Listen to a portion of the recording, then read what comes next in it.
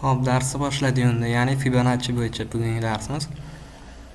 Fibonacci hamma bilsa kerak, shu ya'ni Fibonacci degan odamni o'zi o'ylab topgan. Fibonacci hayotdan olingan, ya'ni o'zi asli Fibonacci ko'rinishi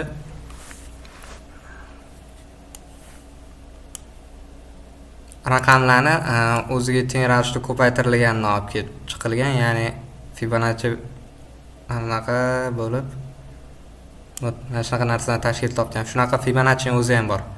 Hozir trading viewda ham ko'rsatib o'taman. Fibonacci bizga bozorda ko'pincha strategiyalarga yordam sifatida keladi. Fibonacci o'ziga asoslanib hech kim zelka qilmaydi, men o'ylashimcha.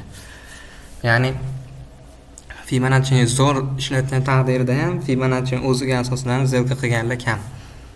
Fibonacci misol uchun trend liniya bilan ishlatiladi yoki uruv bilan ishlatiladi yoki ABC strategiyasi eng ko'p ishlatiladigan Elliott analizi bilan, Elliott wave analizi bilan Fibonacci ko'p ishlatiladi. Hop, fraktal analizda ishlatiladi, SNR, SND, BBM da ham ishlatiladi. Hamma strategiyaga Fibonacci tushiradi. Uni farqi yo'q. Любой strategiyamizda Fibonacci tortsa, Fibonacci yordam sifatida har doim ishlab kelgan. Fibonacci darajalari sonni o'zi ko'paytirilgan, ya'ni bizda Forex'da berilgan darajalari bu, ya'ni hisob-kitoblar qilinib, o'zi berilgan hammasi. Ya'ni 0.nechidan boshlanib yaqinlangan 1 gacha. 1 deganimiz bu 100 da, ya'ni 0.5 imiz bu 0.50 hisoblanadi. Hop, bu urvinlarimiz bozordagi qaysidir qaychi nuqtalarini prema shpilkasiga to'g'ri keladi. Ya'ni shpilkalardan ushlash uchun Fibonacci yordam beradi. Retestlarni ham zo'r ko'rsatadi. Breakout, pullback hammasi yaxshi ko'rsatiladi.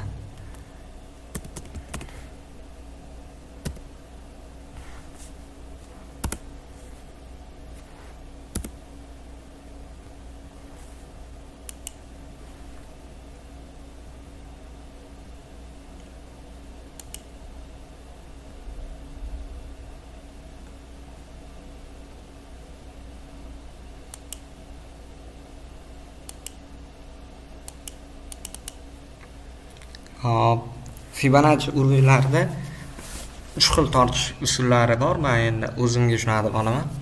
Ya'ni birinchisi universal tortish usuli, ya'ni Fibonacci'ni tortishlarimizdan universal, ya'ni bozorda ishlatish universal usuli. Hamma ko'p ishlatadigan va eng oddiy usul. Ikkinchisi Fiba Mustang bor. Uni malayziyaliklar o'ylab topgan. Uchinchisi Fiba Extension yana bor, expansion. Ya'ni uni hamma o'ziga aniqsa ham bo'ladi. To'rtinchisi ham bor. Fibonacci fan degani bor. Fibonacci chart deganlar bor. Fibonacci bozorda yordamchi sifatida ishlatadi, xuddi как bitta indikator kabi. Lekin indikatorlardan yaxshiroq ishlab beradi. Fibonacci'ni hamma o'ziga to'g'rilab, urg'unlarni to'g'rilab qo'yib olaveradi. Fibonacci'ni o'zini indikatorlari ham bor, o'zi avtomatik chizib beradi. Lekin ular ham bar ruchnoy chizganimiz kabi to'g'ri chizib bermaydi.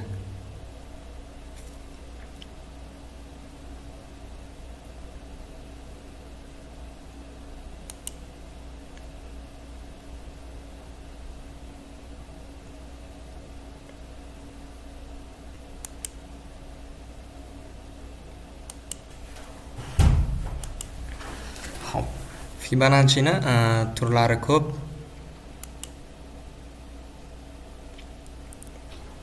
Lekin misol mana o'zimiz eng oddiy ishlatadigan Fibonacci'miz va kanal Fibonacci bor.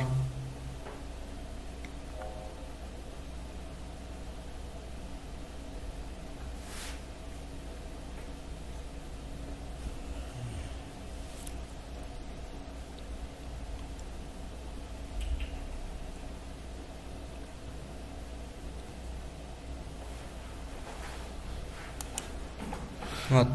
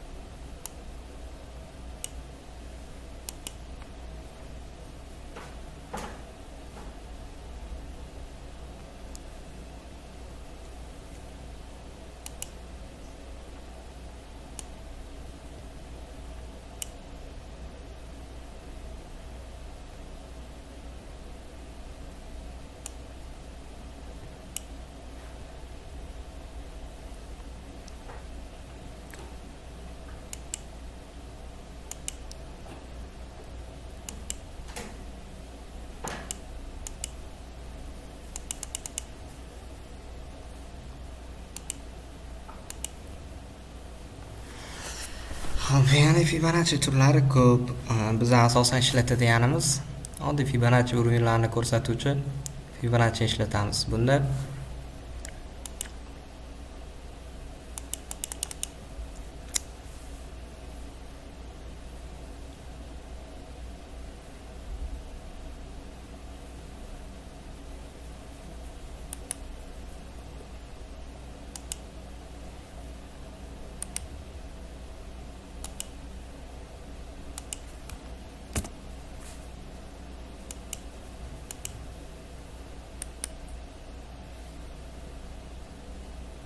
internetda ham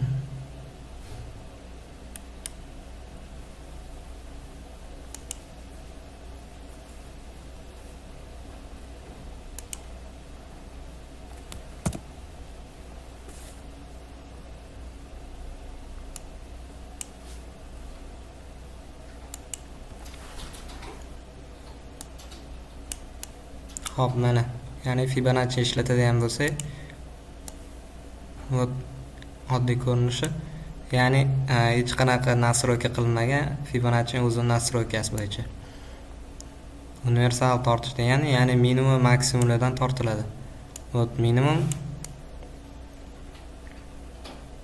va maksimum.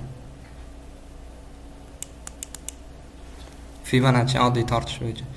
Hop, shuni o'zi ham ishlasak bo'ladi, ya'ni bu ABC strukturalar bo'yicha yoki Elliot bo'yicha ishlasa bo'ladi bu bo'yicha. Ya'ni minimumdan maksimumga tortiladi. Eng yaqin minimum va eng yaqin maksimum. Uni endi misol uchun uzoq muddatli bo'lsa uzoq muddatli, ya'ni kattaroq Fibonacci tortiladi. Qisqa muddatli ishlaydigan bo'lsa qisqa muddatli. Universal Fibonacci tortishda har doim 0 pastda, 100 tepada yoki o'zimiz pozitsiyamizga qarab. Imенно, ya'ni kecha gruppada xuddi shu frazani aytib o'tishdi. Selga ishlamoqchi bo'lsa 0 tepada, 100 pastda bo'ladi. Bu narsa noto'g'ri. Strategiyaga qarab Fibonacci tortiladi. Ya'ni kimdir Fibonacci tortdimi, qachonki noto'g'ri deyish mumkin. Ya'ni tortgan Fibonacchisi hech qanaqa urovingga tushmasa, o'shanda u Fibonacci noto'g'ri hisoblanadi. Xo'p. Vot hozir ko'ramiz mana D1da.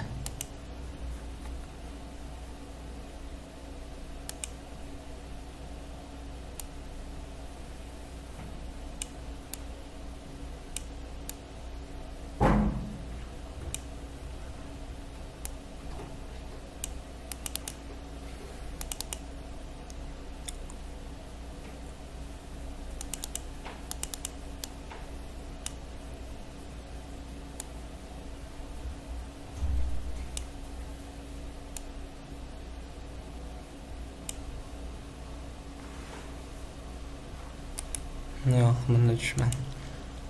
Kelgan Fibonacci'ni yana bitta tortish usuli yo line chartda tortiladi yoki yaponskiy swechani o'zida. Kelasidan bittasida tortilaveradi. Bu ham strategiyaga qarab, misol uchun kimdir yaponskiy swechani o'zida tortsa, kimdir line chartda o'zida ishlaydi. Shunga qarab Fibonacci'ni ham ishlatsak bo'ladi.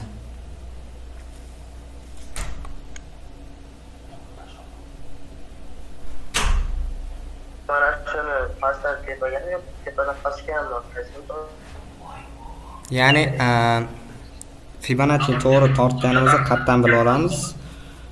Urvinlarga kelib tushadigan bo'lsa, ya'ni to'g'ri joylashadigan bo'lsa, urvinlarimizga Fibonacci'miz to'g'ri tortilgan bo'ladi. To'g'ri chizilgan hisoblanadi.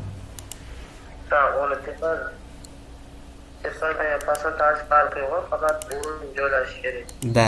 Ya'ni bizning strategiyamizga qarab Fibonacci tortiladi.